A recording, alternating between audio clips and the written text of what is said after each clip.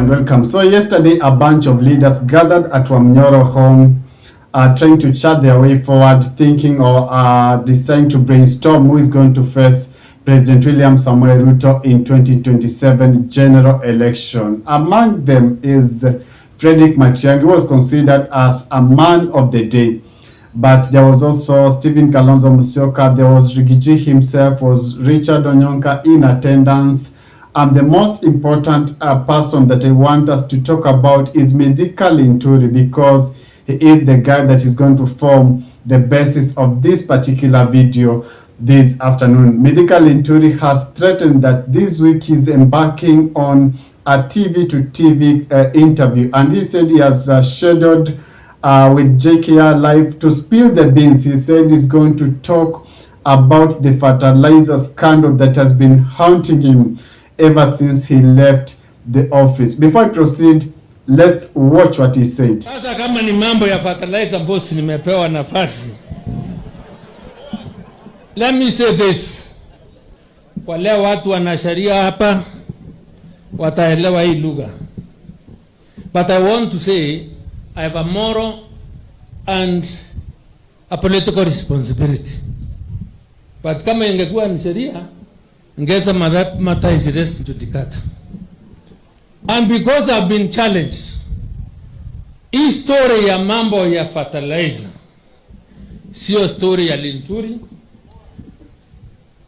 Ilipitia mbungeni tukaifanya, but next week I have sought audience with the major media stations, JK Live, Fixing the Nation ya NTV, and I'm going to give the details of this story, because uwezi beba mzigo wa mwanaume mwingine hata heshima ambaye hana. Imekuwa ngumu ama namna gani? Na niwaambie ile story mnasikia, it's just like fisi. Fisi akitaka kula mtoto wake anasema ananuka kama mbuzi. Ananuka kama nini? Kama mbuzi. Kwa hivyo msiharibu utamu wa history. Mimi nakuja na mambo yote. Wale waliweza kuniona nikiongea, sababu nimerelease around 10% kwa media station ya Wero TV, nilitoa story kidogo. I am going to give the country the details, because we have a responsibility. Tuende kusema pandala watu kufikiria. I don't want to be seen in this team nikaya kama mimi ni bukora. Havana. I have lived a very honest life. My father taught me well, and my mother prays for me and is a catechist. So I am going to say as is, regardless of the consequences, because I have a conscience. Asante sana, Mungu abariki.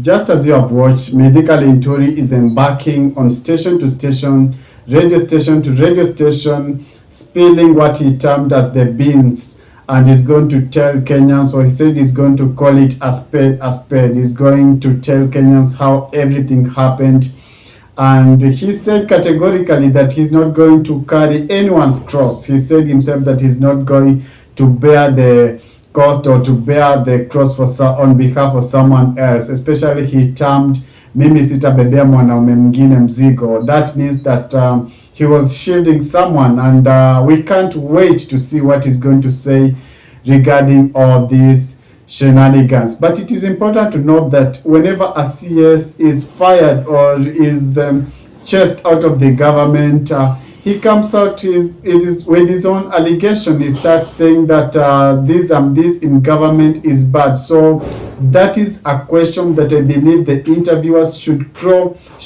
at his feet. That particular question he has to answer. Why now? Why does he suddenly become clever and started calling out the government? Because this guy was playing defense for the government. He used to defend the government, especially the fertilizer scandal.